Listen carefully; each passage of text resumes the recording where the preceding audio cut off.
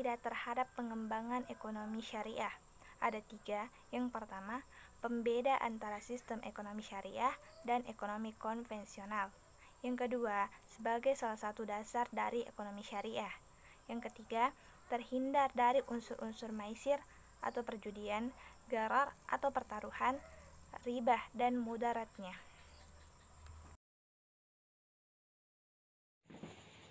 Baik, saya akan menjelaskan pembeda antara sistem ekonomi syariah dan ekonomi konvensional. Tujuan yang tidak sama akan melahirkan implikasi yang berbeda. Karena itu, pakar ekonomi bertujuan untuk mencapai al-falah di dunia dan di akhirat. Sedangkan pakar ekonomi konvensional mencoba menyelesaikan segala permasalahan yang timbul tanpa ada pertimbangan mengenai soal ketuhanan dan keakhiratan. Tetapi lebih mengutamakan untuk kemudahan manusia di dunia saja.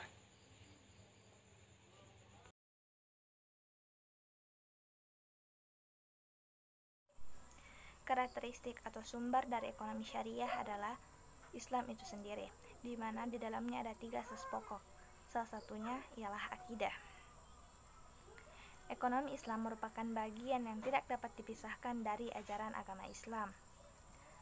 Dalam Islam, aktivitas ekonomi yang diniatkan untuk kemaslahatan dinilai sebagai ibadah.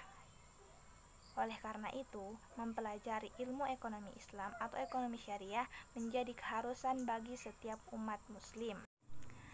Ada beberapa hal yang mendorong kita untuk memahami lebih dalam atau mengetahui bagaimana karakteristik ekonomi Islam atau ekonomi syariah.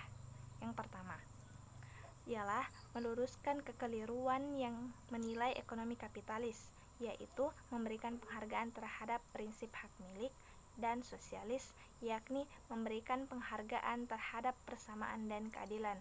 Semua ini tidak bertentangan dengan metode ekonomi Islam. Yang kedua, yakni membantu para muslim yang berkecimpung dalam teori ekonomi konvensional dalam memahami ekonomi Islam atau ekonomi syariah. Yang ketiga, membantu para peminat studi fikih muamalah dalam melakukan studi perbandingan antara ekonomi Islam dan ekonomi konvensional.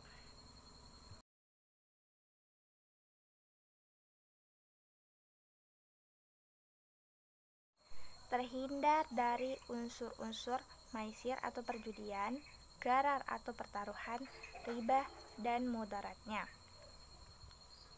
Yang pertama, maisir.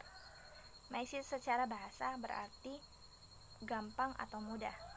Sementara menurut istilah, maisir berarti memperoleh keuntungan tanpa harus bekerja keras. Maisir sering diistilahkan dengan perjudian, karena dalam praktek perjudian, seorang dapat dengan mudah untuk memperoleh keuntungan. Namun, bisa jadi dia juga akan mengalami kerugian. Allah Subhanahu wa Ta'ala melarang praktik maisir karena menimbulkan efek yang negatif. Efek negatifnya ini sangatlah besar. Ketika seseorang melakukan perjudian, maka ketika ia mendapatkan keuntungan, maka keuntungan itu tidak lebih besar daripada usahanya. Namun, ketika ia mendapatkan kerugian, maka kerugiannya akan sangat besar. Kedua, gharar. Gharar secara bahasa berarti pertaruhan. Menurut istilah, gharar artinya sesuatu yang mengandung ketidakjelasan, pertaruhan, atau perjudian.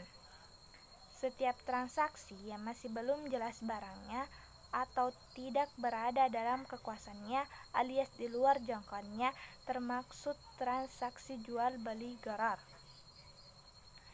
Misalnya, membeli burung yang ada di udara, membeli ikan yang ada di dalam air, atau membeli hewan ternak yang masih berada dalam kandungan induknya.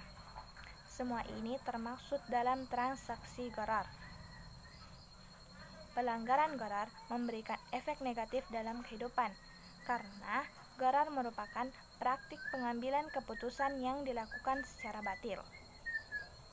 Adapun ayat Al-Quran yang melarang praktik gharar, yakni dalam Quran Surah Al-Baqarah surah kedua ayat 188 yang artinya, dan janganlah sebagian kamu memakan harta sebagian yang lain di antara kamu dengan cara yang batil. Dan janganlah kamu membawa urusan itu kepada hakim supaya kamu dapat memakan sebagian harta dari barang orang lain dengan jalan berbuat dosa padahal kamu mengetahui. Ketiga, riba. Secara harafiah, riba berarti penambahan, kelebihan, pertumbuhan, atau peningkatan. Sedangkan menurut istilah, riba adalah pengambilan tambahan dari harta pokok atau modal secara batil. Allah Subhanahu wa Ta'ala telah melarang praktik riba dalam Al-Quran.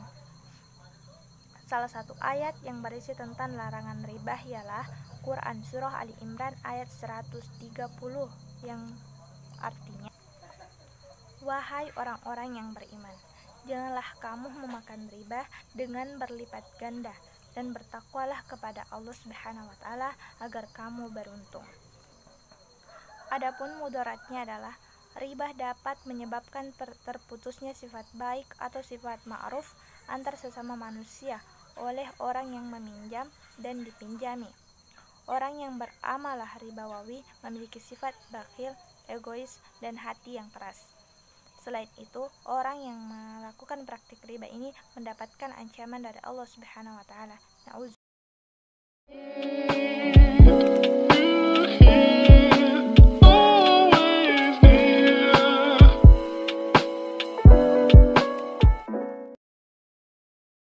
Baik, saya akan menjelaskan urgensi akidah dalam pengembangan ekonomi syariah. Adapun ekonomi terkait akidah, syariah hukum dan moral hubungan ekonomi Islam dengan akidah. Islam tampak jelas dalam banyak hal, seperti pandangan Islam terhadap alam semesta yang disediakan untuk kepentingan manusia. Hubungan ekonomi dengan akidah dan syariah tersebut memungkinkan aktivitas ekonomi dalam Islam menjadi ibadah.